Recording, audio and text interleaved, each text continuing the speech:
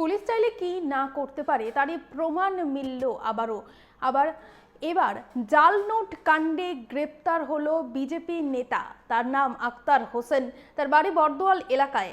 জাল নোট কাণ্ডে রবিবার রাতে তাকে গ্রেপ্তার করা হয়েছে এবং এই মুহূর্তের সবচেয়ে যে বড় খবরটি রয়েছে, জাল নোট কাণ্ডে বিজেপির নেতা গ্রেপ্তার হয়েছেন। এর আগেও একজন গ্রেপ্তার হয়েছিলেন এবং তাকে জিজ্ঞাসাবাদ করে তার সূত্র ধরেই কিন্তু এই বিজেপি নেতা গ্রেপ্তার হয়েছেন। তার নাম আক্তার হোসেন, তার বাড়ি বর্দোয়াল এলাকায়। রবিবার গভীর রাতে তাকে গ্রেপ্তার করা হয়।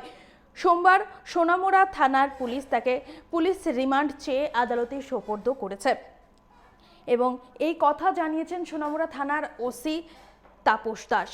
অভিযোগ ছিল গত 27শে মার্চ জাল নোট নিয়ে কেনাকাটা করতে গিয়ে আমির হোসেন নামে এক যুবক গ্রেপ্তার হয় এবং তার সূত্র ধরেই তাকে জিজ্ঞাসাবাদ করে পুলিশ এই বিজেপি নেতা আক্তার হোসেনকে গ্রেফতার করেছে এবং তাকে কিন্তু সোমবার অর্থাৎ আজ সোনামুড়া আদালতে প্রেরণ করা হয়েছে রিমান্ডের আবেদন জানিয়ে।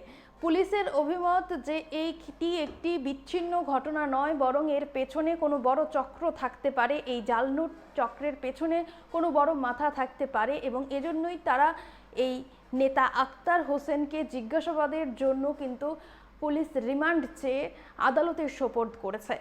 আপনাদের সামনে তুলে ধরবো কি বলছেন ওসি।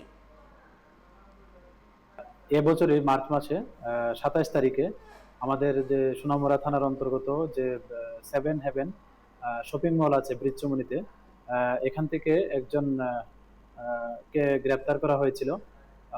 ওনার নাম ছিল আমির হোসেন। ওনার বাড়ি বর্দোয়াল মুন্সিমুড়া, আমাদের সোনামুড়া থানার অন্তর্গত। তো ওনার কাছ থেকে 500 টাকার জাল নোট পাওয়া গিয়েছিল, টোটাল 16টা, 8,000 টাকা। এবং উনি অ্যাকচুয়ালি ওই শপিং মলে গ্রোসারি আইটেম কিনতে গিয়েছিল, তো সেই সঙ্গে কিছু কেনাও হয়েছিল এবং ওনার কাছ থেকে কিছু গ্রোসারি আইটেমও সিজ হয়েছিল। তো ওই দিনে ওনাকে গ্রেপ্তার করা হয়েছিল। আজকেও এই মামলার সূত্র ধরে আমরা আরেকজনকে গ্রেপ্তার করেছি। ওনার নাম হলো আক্তার হোসেন এবং উনিও সেম মানে বর্দোয়ালেরই বাসিন্দা। তো আজকে আমরা ওনাকে আমাদের যে মহামান্য আদালত আছে ওখানে প্রেরণ করব এবং পুলিশ রিমান্ড আমরা চাচ্ছি।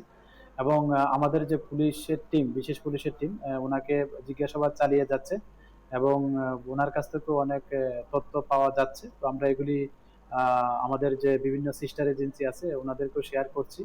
তো এগুলির সত্যতা যাচাই করে যারাই এই ধরনের ফেক কারেন্সির মানে সঙ্গে যুক্ত থাকবে বা আমরা প্রমাণ পাই, আমরা অবশ্যই তাদের আইনত মানে ব্যবস্থা নেব। Thank you.